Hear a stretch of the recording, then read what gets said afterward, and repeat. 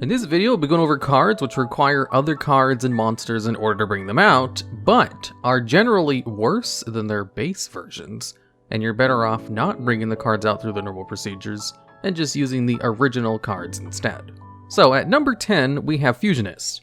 This is a really simple card in order to kind of explain what we'll be doing in this list. Fusionist is a really low-statted level 3 fusion monster, which requires the cards Petite Angel and Mystical Sheep number 2 as its two materials, where you need to use polymerization fusing these two monsters in order to bring it out. Or you can cheat the card out of the extra deck with cards like Instant Fusion or Ready Fusion, which is definitely the best way to use the card as its generic level 3 monster, if you need level 3 monsters for some kind of extra deck plays. However, bringing this card out through the normal procedure of using Petite Dragon and Mystical Sheep number 2 with polymerizations is not really worth the effort, unless you just have a ton of card advantage and want to special summon a monster, and just happen to have polymerization all those cards in your hand at the same time. Because if you look at the stats of Mystical Sheep number 2, it has the Beast type, the Earth attribute is level 3, and has 800 attack and 1000 defense. Fusionist has all of these same exact stats, except it has 100 more attack, but 300 less defense. Which means Mystical Sheep number 2 has 200 more stats total than its fusion counterpart card, where the only thing Fusionist has going over one of its materials is an incredibly minor 100 attack boost, where even 900 attack is so low that it's not worth mentioning. In the earliest version of the game, back in the OCG with official cards, the maximum attack for the first set was 1200 with Hitotsumi Giant. So, even the lowest power level version of the game possible, 900 attack was still not very good. And in fact, having a 1000 defense wall was probably better. Fusionist just straight up has less stats than one of its materials, which is kind of hilarious considering it's supposed to be a fusion card, which is a combination of two cards made stronger, has fusion in its name, and its card artwork is probably the most fusion-like of all the early vanilla fusion monsters, as it's a cat with wings and a different colored tail. There is another card which shares a distinction of Fusionist called Marvelous, which is another vanilla fusion monster that has less stats than one of its counterparts, where it only has 100 more attack than Tyhone, and 500 less defense, meaning it has 400 less stats total than one of its fusion counterparts.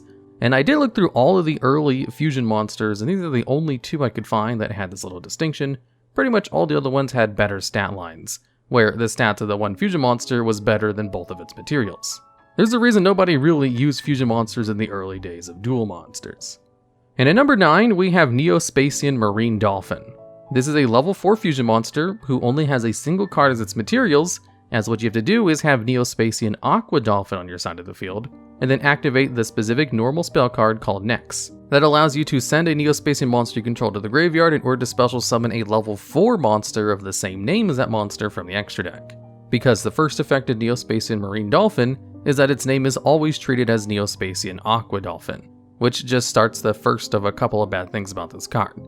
Where because of the gimmick of the Nex cards, where they summon cards that have the same name as themselves, it really conflicts with the whole 3 cards per name in your deck rules. Because if you have Neo-Spacian Marine Dolphin in your extra deck, that means you can only have 2 copies of Neo-Spacian Aqua Dolphin in your main deck. So the inherent fusion mechanic used with these cards limits their consistency immediately, without even talking about their unsearchable fusion card Nex, which is required to bring it out and just makes it more difficult. The effect of the original Neo-Spacian Aqua Dolphin is that once per turn you can discard 1 card from your hand in order to look at your opponent's hand, and then you can destroy 1 monster in your opponent's hand that has an attack less than the attack of 1 monster you control. Then you can inflict 500 damage to your opponent. But if you do not find a card, you instead take 500 points of damage. Neo-Spacian Aqua Dolphin was actually used competitively for a couple of years because it was really good at getting rid of low attack hand trap monsters from your opponent's hand, and could be special summoned from the deck easily with Neo-Space Connector. The effect of Neo-Spacian Marine Dolphin is literally exactly the same, only with one difference. That is, if you do not find a card in your opponent's hand, you don't take 500 points of damage. So all it does is remove the negative side effect of taking 500 points of damage, which is kind of hilarious because the important cost of the card is definitely that discard cost. Taking 500 damage if you fail to find a card and destroy it is nothing. If it instead removed the discard cost, or at the very least allowed you to target any monster in your opponent's hand, instead of just a monster with a lower attack than a monster you controlled, it might be an improvement. But since all it does is remove a minor negative from the original card that no one cared about, it's just straight up a downgrade over the original, which was a great combo tool for ripping cards out of your opponent's hand, whereas Neo-Spacian Marine Dolphin is a clunky to use fusion monster that is inherently inconsistent with just its summoning method. However, even though Neo-Spacian Marine Dolphin is clearly inferior to its base version, it does technically have more attack and defense than its original counterpart, and it does technically have a better effect, which is why it's only at number 9 on this list, even if everything else about the card is actually just terrible, and you would never want to play this card with the original in any way, shape, or form unless you were trying to do it as a punishment. And at number 8, we have Red Eye's Black Metal Dragon. This is a level 8 monster whose effect is only a summoning condition, where you can special summon this monster from your deck by tributing a Red Eye's Black Dragon monster equipped with Metalmorph. Red Eye's Black Dragon is a 2400 attack vanilla monster with a crap ton of support cards, so it's actually pretty easy to bring out. And Metalmorph is a normal trap card, which can be equipped to any face-up monster you control, where it has the effect of granting that monster 300 extra attack and defense, and if the monster attacks another monster, it gains half the attack of its target during damage calculation, which is actually a really good effect of allowing you to beat over pretty much anything. So if you're able to equip Red Eye's Black Dragon with Metalmorph, you then meet the conditions to summon Red Eye's Black Metal Dragon from your deck, and can then remove those cards from your field in order to bring it out, where you have a non-effect monster with 100 more attack, and that's about it. If you just leave Red Eye's Black Dragon with Metalmorph equipped on the field, it's actually better, because then it still has the effect of Metalmorph, which allows it to attack over pretty much anything. Where the card specifically made for that combo is actually worse, because for some reason it doesn't also have the Metalmorph effect, despite obviously being made as a card that was supposed to interact with Metalmorph. There's also one other card in the game called Zoa, which has 200 more attack than Red Eye's Black Dragon, has flavor text that says its potential can be achieved if outfitted with Metalmorph, and also has Metal Zoa, which functions in the same way as Red Eye's Black Metal Dragon. However, this potential that is mentioned in its flavor text seems more ironic that they're better off if you just leave Metalmorph on them without bringing out the evolved version from the deck. There is one neat thing going on for these cards though, and that is the fact that the cards special summon themselves from the deck without requiring additional steps. If you just get Red Eye's Black Dragon on the field and equip it with Metalmorph, then you can just bring out Red Eye's Black Metal Dragon directly from your deck without any other fuss, which is actually pretty unique. Most boss monsters that have convoluted summoning requirements don't allow you to bring themselves out, and usually it requires some other middleman spell card like Magical Labyrinth. And technically it does have 100 more attack than Red Eye's Black Dragon would have if it was equipped with Metalmorph, discounting the battle related effect of course, even if it is strictly worse from a gameplay perspective of bringing it out. The only good thing that came out of Red Eye's Black Metal Dragon was its future retrain card, Red Eye's Darkness Metal Dragon, which was one of the best dragon monsters ever made. And at number 7, we have Sanwitch. This is a level 6 fusion monster with no effect that has 2100 attack and actually has more stats than either of its materials.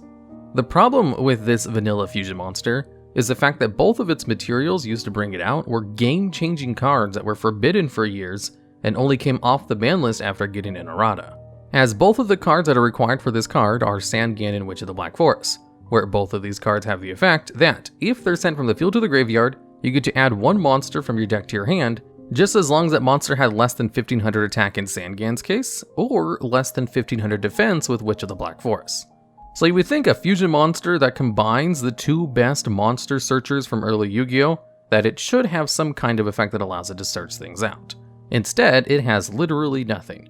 It's really a head scratcher why this card doesn't have an effect at all, considering the two materials it has are clearly all about searching. However, since its two materials are technically good, and they are named materials on this card, it could be comboed with cards like Fusion Reserve in order to search out Sandgan or Witch of the Black Forest, or even cards like Future Fusion in order to get those cards in the graveyard so you can use them for other plays. And at number 6, we have Elemental Hero Inferno. This is a fusion hero monster which has a negative effect where it can only be fusion summoned and can't be special summoned in other ways. And then has the good effect where, if it battles a water monster, it gains 1000 attack during the damage step only. And with a baseline attack of 2300, that means it can beat over pretty much any water monster by battle. Although bringing out a fusion monster that requires 2 specific named materials and only has restrictions on not bringing it out easier is definitely not a good enough effect to have for its summoning conditions. The effect is technically good, just really underpowered. However, one of its materials, specifically Elemental Hero Heat, can actually beat its fusion counterpart in attack points through its own effect. You see, Elemental Hero Heat has the effect where it gains 200 attack for each Elemental Hero monster you control. So if you have all 6 of your zones occupied with Elemental Hero monsters, as it does count itself, then its attack will be 2800, beating its fusion counterpart by 500 points.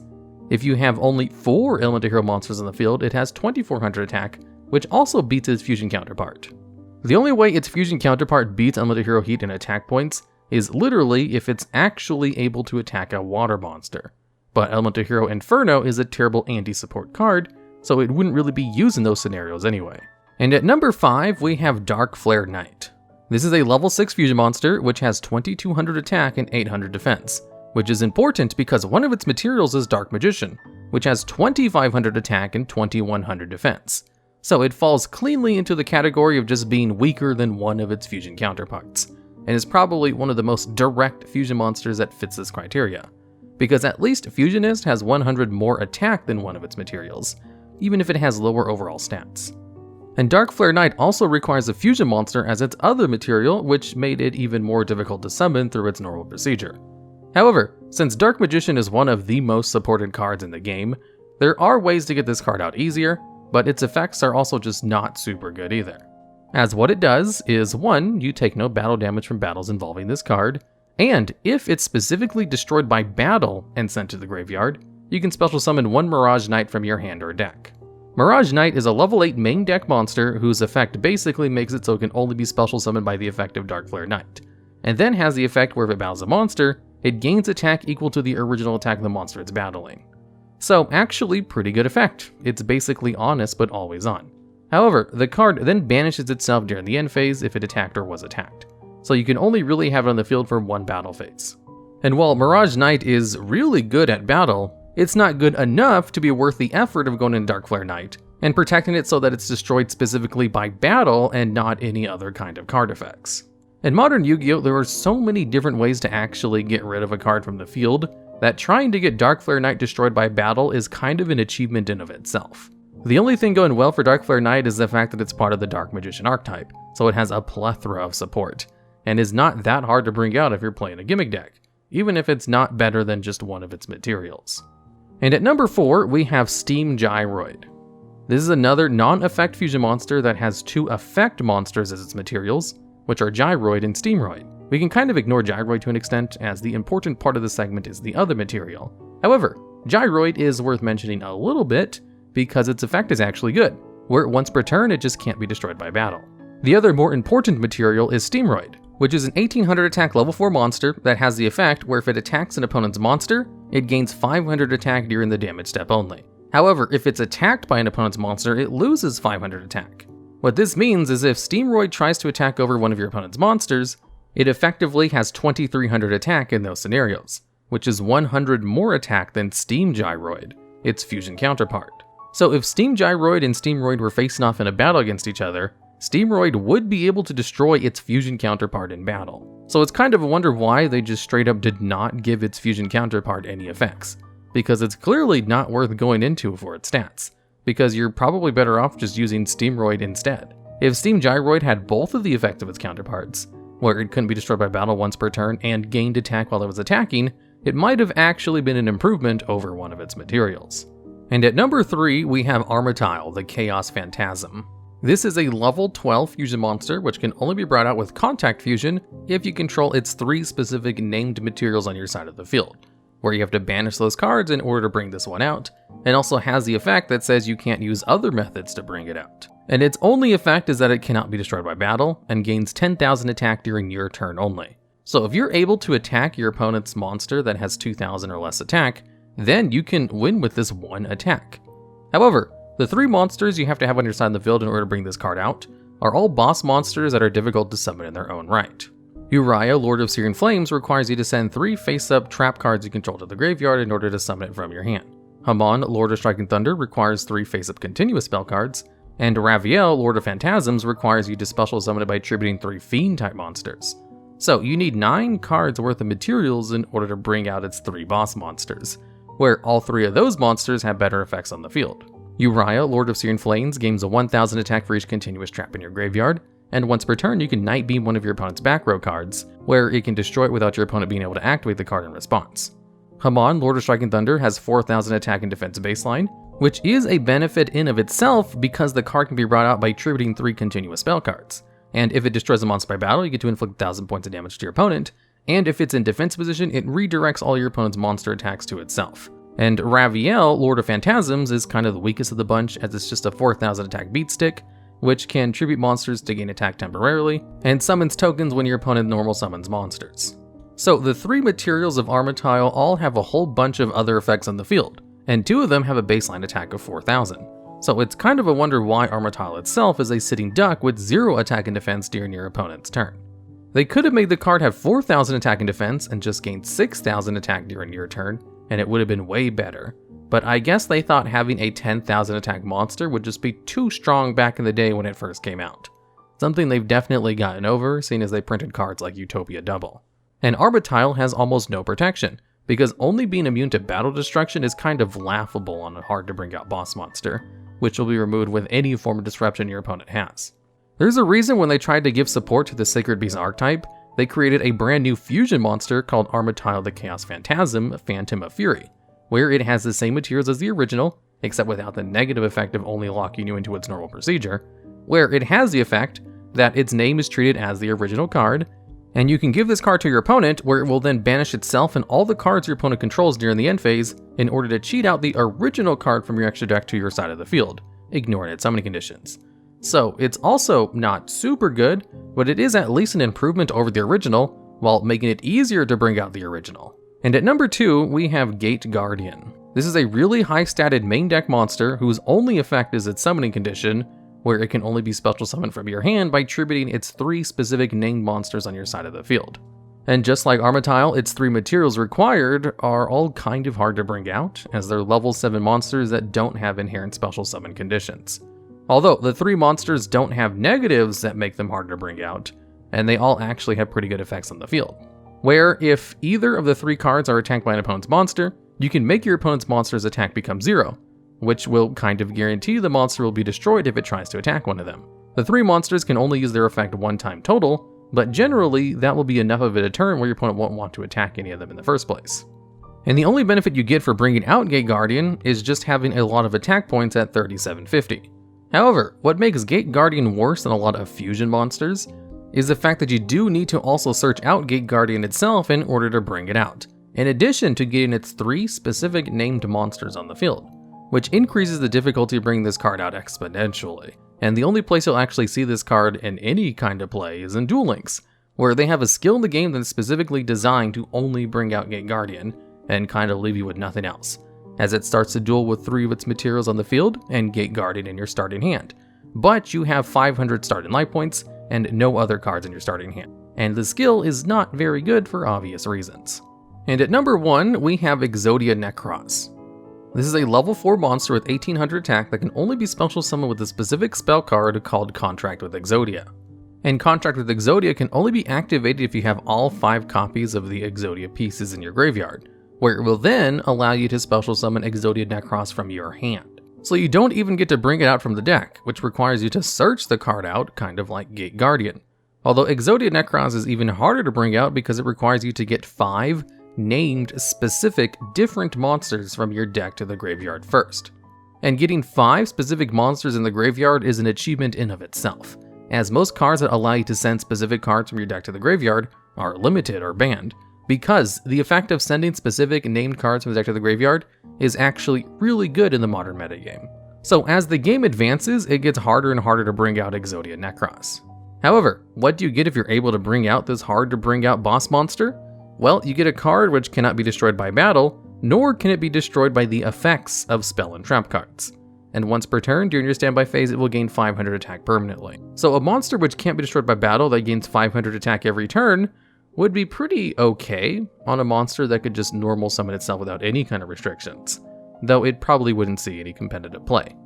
And the protection the card has is kind of laughable, as it only applies specifically to spell and trap effects which destroy, and doesn't make it immune to just spell and trap effects. So if you hit Exodia Necross with a Karma Cut or Paleozoic Dynamiscus, then it's removed pretty easily. Not even mention the fact that it can be destroyed by any monster effect, since it has no protection against monster effects at all. The level 4 monster, Cosmal Wicked Witch, has better protection than Exodia Necross, has more baseline attack, and can be normal summoned with no problems. And Exodia Necross also has a negative condition, where if any of the 5 pieces of Exodia are removed from your graveyard, the card will destroy itself. And this card is also worse than the materials used to bring it out, because if you're able to get the 5 pieces of Exodia in your hand, you instantly win the duel. And in fact, there's a lot of cards that allow you to recover cards from the graveyard, and even some Exodia support cards.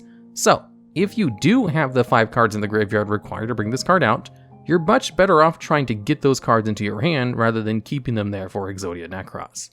So Exodia Necross is way worse than the materials required to bring it out, because it's kind of just a bad boss monster, which wouldn't even see competitive play if it didn't have any restrictions on its summoning condition, and could just be normal summon with its current beneficial effects. Alright, and that's the list. This was a pretty weird specific idea from a comment in a previous video, so if you know of any other cards that I may have missed that would fit in this video's theme, or have any more weird ideas just like this one, I'd love to hear about them down in the comments.